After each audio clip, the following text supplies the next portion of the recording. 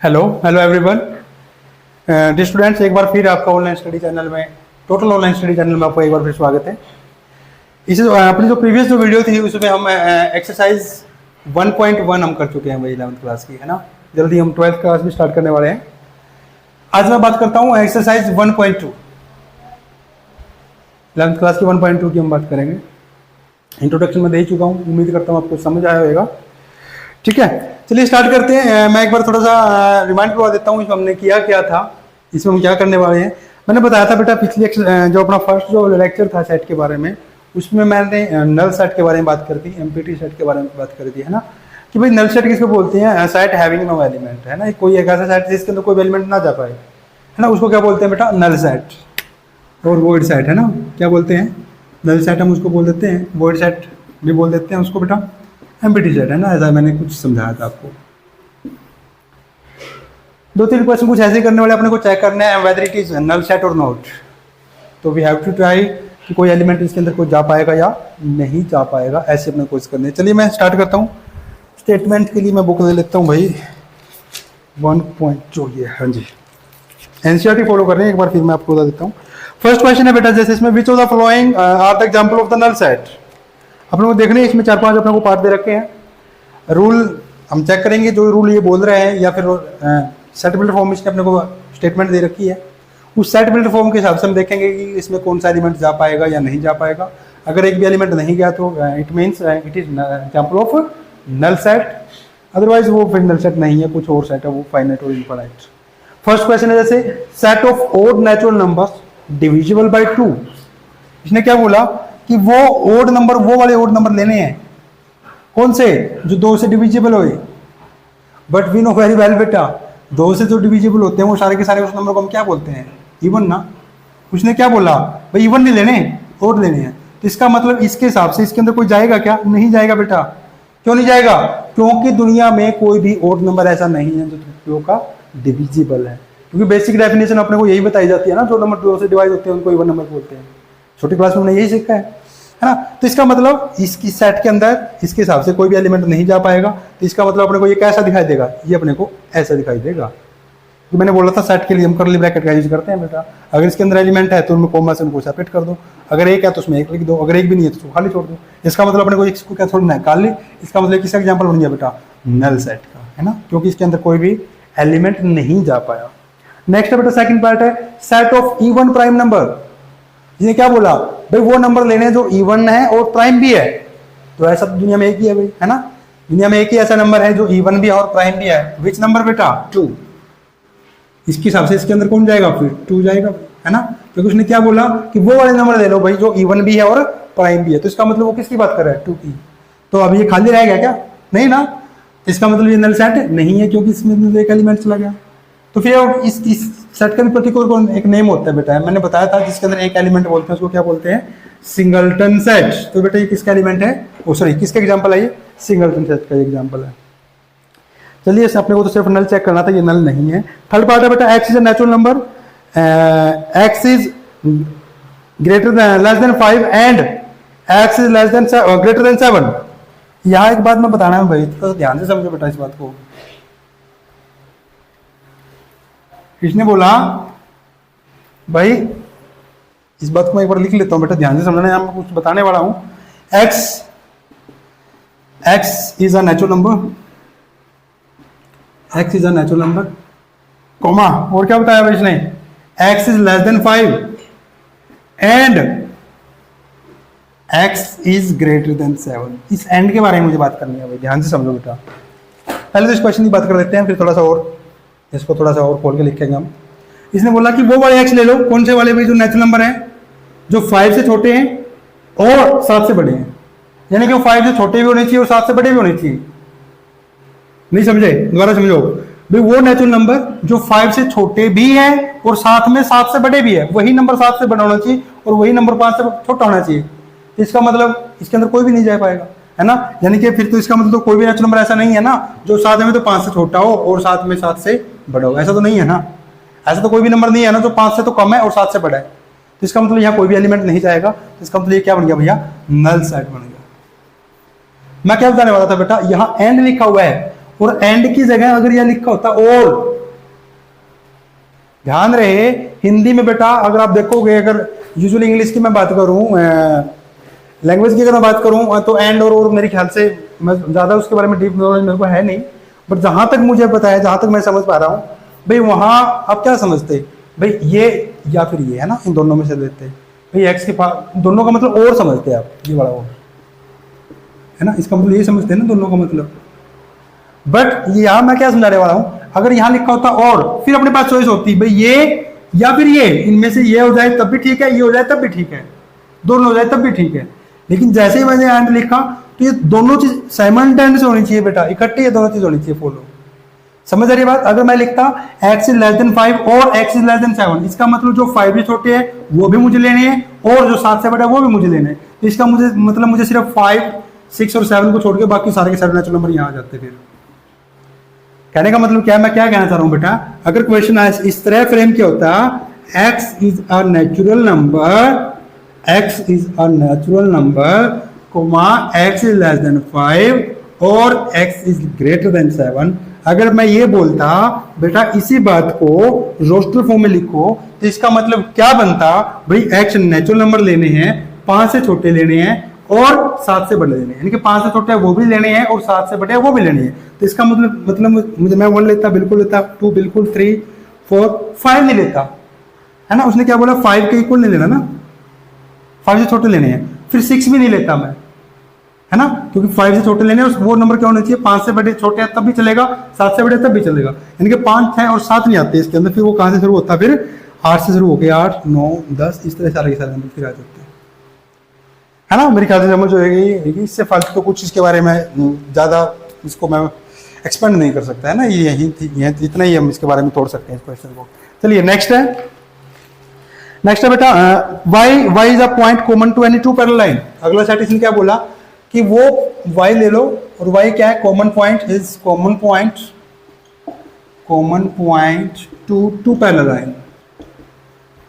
किसने क्या बोला कि इस सेट के हिसाब से इसके अंदर कौन जाएंगे, इसके अंदर वो वाले पॉइंट जाएंगे, कौन से 2 पॉइंट, कि जो कोई भी 2 पैरेलल लाइन है और उनमें जो कॉमन पॉइंट है। वी नो वेरी वेल बेटा, दो पैरेलल लाइन जो होती है उनके जो, जब मैं 2 पैरेलल लाइन की बात करता हूँ, पैरेलल लाइन किसको बोलते हैं, हैविंग नो कॉमन पॉइंट, जिसका कोई भी कॉमन पॉइंट नहीं होता तभी तो पैरेलल बनेगी। तो इसका मतलब इसके अगर वो पैरेलल हैं तो इसके अंदर कोई भी पॉइंट कॉमन नहीं रहेगा। तो क्या इसके अंदर कोई कुछ जाएगा, क्या नहीं जाएगा, तो इसका मतलब क्या बन गया बेटा, नल सेट बन गया। ठीक है, ये 4 पार्ट थे भाई, 4 के 4 मैंने बड़े अच्छे से डिस्कस किए। चलिए नेक्स्ट है question number 2, which of the set is finite और इनफाइनाइट। सेट अपने को चेक करना बेटा, फाइनाइट है या इनफाइनाइट है। फाइनाइट किसको बोलते हैं बेटा, अगर वो काउंटेबल है, अगर उसके एलिमेंट को हम काउंट कर सकते हैं तो उस सेट को, यानी कि इसकी अगर कार्डिनलिटी अगर फाइनाइट नंबर है, इट मींस वो सेट कैसा है, फाइनाइट है, अदरवाइज वो क्या बेटा, इनफाइनाइट है। जैसे फर्स्ट पार्ट है भाई, सेकंड का फर्स्ट पार्ट है the set of month of a year. हाँ भाई, मंथ ऑफ अ ईयर सबको पता है 12 महीने होते हैं, यानी कि 12 के 12 हम लिस्टिंग कर सकते हैं, उनको काउंट भी कर सकते हैं, तो ये क्या बन गया, फाइनाइट। सेकंड पार्ट है बेटा, इस तरह लिख रखा है 1 2 3 डॉट डॉट डॉट डॉट, ये डॉट डॉट डॉट तभी तो लगाते हैं जब सेट क्या होता है, इनफाइनाइट, है ना भाई, क्योंकि इसके जो एलिमेंट है इसको हम काउंट नहीं कर सकते, 3 4 5 6 7 8 बहुत दूर तक ये जाने वाला है, इतनी दूर तक जाने वाला है कि हम वहां तक पहुंच भी नहीं सकते, यानी कि सेट क्या बन गया, इनफाइनाइट। क्यों, क्योंकि इसमें बहुत सारे एलिमेंट हैं, इनको हम काउंट नहीं कर सकते। नेक्स्ट है बेटा third part, 1 2 3 dot dot dot, फिर लिख दिया 99 100। अब कोई बच्चा बोला सर डॉट डॉट लगा दिया इनफाइनाइट बन, अरे बेटा नहीं, उसने बोल एंडिंग पॉइंट भी तो बोल दिया कि इसके बीच की तो छोटे हैं, इसने एंड पॉइंट तो अपने बता दिया ना कि 100 पे जाकर रुक जाना है, इसका मतलब इसको काउंट कर सकते हैं ना हम। इसकी काउंट कार्डिनलिटी कितनी बन गई बेटा, 100, तो ये क्या बन गया, सेट, फाइनाइट सेट बन गया। नेक्स्ट है the set of positive integer greater than 100, 100 से बड़े बेटा इवन नंबर 102 104 106 बहुत दूर तक चला जाएगा, ये सेट क्या बन गया बेटा, इनफाइनाइट सेट बन गया, है ना। अगर वो इसी क्वेश्चन में बोलता less than 100, set of positive even number less than 100 positive, यानी कि 2 से लेके मुझे कहां तक जाना होता है, फिर 98 तक बोलते हैं, है ना। अगर वो इसी क्वेश्चन में बोलता बेटा, मैंने यहां बात कर ली थी पॉजिटिव इंटीजर, अगर मेरा क्वेश्चन ये होता है, इधर ध्यान से समझना क्वेश्चन, एक और मैं थोड़ा सा और इसको थोड़ा सा करना चाह रहा हूं लेवल को। अगर क्वेश्चन वो ये होता set of integer less than 100, ध्यान रहे बेटा, मैंने क्या बोला है, वर्डिंग पे जाओ। Set of integer less than 100, भाई integer, even integer less than 100, तो बेटा फिर भी ये इनफाइनाइट होता है। क्यों होता? फिर बोला है सर एंडिंग पॉइंट पता तो चल गया। अरे भैया लेस देन 100 है, इनके 98 तक आना है। अरे भाई ठीक है, एंडिंग पॉइंट आपको पता चल गया, बट स्टार्टिंग थोड़ी ना पता है आपको, है ना भाई। -2 -4 स्टार्टिंग थोड़ा ना पड़ता है कहां से स्टार्ट करना है, क्योंकि ये नेगेटिव भी तो सारे के सारे इंटीजर होते हैं भाई, ठीक है। यानी कि मुझे फिर स्टार्टिंग पॉइंट नहीं पता था इसका, तो ये क्या बन जाता बेटा, इनफाइनाइट होता। जितने इस क्वेश्चन में मैं इसमें कम ज्यादा कर सकता था बेटा, उसको कोशिश करिए मैंने डिस्कस करने की, उम्मीद करता हूँ समझ आया होगा, है ना। चलिए नेक्स्ट है, नेक्स्ट है बेटा the set of prime number less than 99, prime number less than 99 finite होएगा भाई, हम उनको काउंट कर सकते हैं। Question number 3, state whether each of the following set is finite और इनफाइनाइट। अगेन बेटा ये फाइनाइट और इनफाइनाइट चेक करना है। फर्स्ट पार्ट है इसमें, the set of line which are parallel to x axis. हाँ जी, पैरेलल टू एक्स एक्सिस बेटा, ये वाई एक्सिस होती है, मान लो ये एक्स एक्सिस है, एक्स एक्सिस से पैरेलल लाइन वही बहुत सारी है ना, ये सारे के सारे, यानी कि x equal to a type की, इधर भी पैरेलल है, इधर भी पैरेलल है, नहीं पता ना कितनी होगी, बहुत सारी होगी, यानी कि क्या बन गया बेटा, इनफाइनाइट सेट बन गया। सेकंड है the set of letter in the English alphabet. भाई इंग्लिश अल्फाबेट सबको पता भाई 26 होते हैं, काउंटेबल है, काउंट कर सकते हैं, तो यानी कि वो क्या बन गया बेटा, फाइनल सेट बन गया। The set of number which are multiple of 5, हाँ जी 5 के मल्टीपल, अगेन इनफाइनाइट हो गया बेटा, है ना। 5 10 15 20 25 चले जाओ भाई, चलते चले जाओ, इनफाइनाइट हो गया, सेट बन जाएगा। नेक्स्ट है the set of circle passing through the origin. हाँ जी 0 0 से पास करने वाला सर्कल भाई, ये पॉइंट हो गया, ये 0 0 पॉइंट हो गया बेटा, इससे पास होने वाले सर्कल बहुत हो जाएगा भाई, यानी अलग अलग रेडियस के अलग अलग सर्कल बन जाएंगे ना, इनफाइनाइट सेट बन जाएंगे, है ना, क्योंकि अलग अलग रेडियस के सर्कल बनते चले जाएंगे। कितने बना ले भाई, यानी कि क्या बन गया बेटा, इनफाइनाइट सेट बन गया। चलिए क्वेश्चन नंबर 4 पे आते हैं भाई। क्वेश्चन नंबर 4 है in the following state whether a equal to pure. हाँ भाई इसकी मैंने अब तक बात नहीं करी है, मैं पहले थोड़ा सा इसका इंट्रोडक्शन आपको बताता हूँ, इसकी डेफिनेशन बताता हूँ। इक्वल और इक्विवेलेंट बेटा दो टर्म होती है, एक होता है इक्वल सेट, एक होता है इक्विवेलेंट। इक्वी क्या होती है फिर स्पेलिंग उसकी, इक्विवेलेंट VAEQUIVALENT होती है शायद, चलो चेक कर लेना स्पेलिंग। इक्वल सेट और इक्विवेलेंट सेट, इनमें क्या डेफिनेशन है, इनमें क्या फर्क होता है बेटा। इक्वल सेट का मतलब होता है two set A and B are said to be equal if they have equal number of element, यानी कि उनके अंदर जो एलिमेंट है वो इक्वल इन नंबर होने चाहिए बेटा, इक्वल इन काउंटिंग होनी चाहिए। यानी कि ए के अंदर अगर 5 एलिमेंट है तो बी के अंदर भी 5 एलिमेंट होने चाहिए। वो बेशक भले ही कौन हो सकता है, इसमें गधे घोड़े खच्चर हो सकता है इसमें 1 2 3 4 5 हो, है ना, लेकिन वो इन नंबरिंग काउंट करके देखो तो उधर भी 5 होने चाहिए और इधर भी 5 होने चाहिए। वो अलग अलग हो सकते हैं बट इन नंबर वो सेम होने चाहिए, तब उनको क्या बोलेंगे बेटा, इक्वल। दूसरा होता है बेटा, सॉरी वो क्या होता है बेटा, इक्विवेलेंट। क्या होता है वो, इक्विवेलेंट। अगर वो इन नंबर अगर वो सेम है, और इक्वल कब बोलेंगे बेटा, अगर उनके एलिमेंट सेम हो, जो ए में बैठे हैं वही सेम एलिमेंट बी में बैठे होने चाहिए। हो सकता है उनका ऑर्डर अलग अलग हो जाए। फॉर एग्जांपल ए सेट मैंने ले लिया बेटा 1 2 3 4, एक सेट ले लिया मैंने ए बी सी डी। अब ए और बी कैसे सेट है भाई, ये इक्वल तो नहीं है ना, एलिमेंट सेम तो नहीं है ना, लेकिन इन नंबर सेम है, यहां भी 4 है और यहां भी 4 है, तो इसका मतलब ए और बी क्या बन गए, ये इक्विवेलेंट सेट हो गए भाई। अगर मैं एक सेट लेता हूं सी 2 1 4 3, अगर मैं पूछता हूं ए और सी कैसे सेट है बेटा, तो बेटा ये इक्वल सेट हो गए, क्योंकि मैंने बोला था ऑर्डर मैटर नहीं करता। मैं चेक करने का तरीका क्या है भाई, इसमें देखा 1 उसमें है, हाँ जी है बिल्कुल है, 2 उसमें है, हाँ जी है बिल्कुल है, 3 उसमें है, हाँ जी है बिल्कुल है, 4 उसमें है, हाँ जी है बिल्कुल है। अब इसका मतलब जो इसके एलिमेंट वो सारे सारे बैठे हैं। इसी क्वेश्चन में अगर मान लो 5 और होता, फिर ये इक्वल नहीं होते है ना, फिर ये इक्वल नहीं रहते ना, क्यों, हम देख लिया भाई इसके तो एलिमेंट सारे के सारे इसमें हैं, बट इसमें फालतू भी तो आ गया, 5 इसमें तो नहीं है। तो कहने का मतलब क्या है, इक्वल सेट का मतलब क्या है, इसके सारे के सारे एलिमेंट इसके अंदर होने चाहिए और इसके सारे के सारे इसके अंदर होने चाहिए, तब हम उसको क्या बोलेंगे, ये क्या है भाई, इक्वल सेट है। इक्विवेलेंट में इन नंबर, सिर्फ वो इन नंबर वो सेम होने चाहिए। अगर यहाँ 5 हो तो वहाँ भी 5 होने चाहिए, यहाँ भले ही कोई 5 हो, यहाँ भले ही कोई 5 हो, है ना, वो सेम होने की कोई वहाँ कोई कंडीशन नहीं होती, कोई नेसेसरी कंडीशन नहीं है, बट इक्वल सेट में ये नेसेसरी कंडीशन है। चलिए नेक्स्ट क्वेश्चन की बात कर लेते हैं। क्वेश्चन नंबर 4 में बेटा इसने ए सेट दिया, बड़े आराम से आप कर पाओगे, A B C D. B set दिया बेटा इसमें डी सी डी ए, है ना।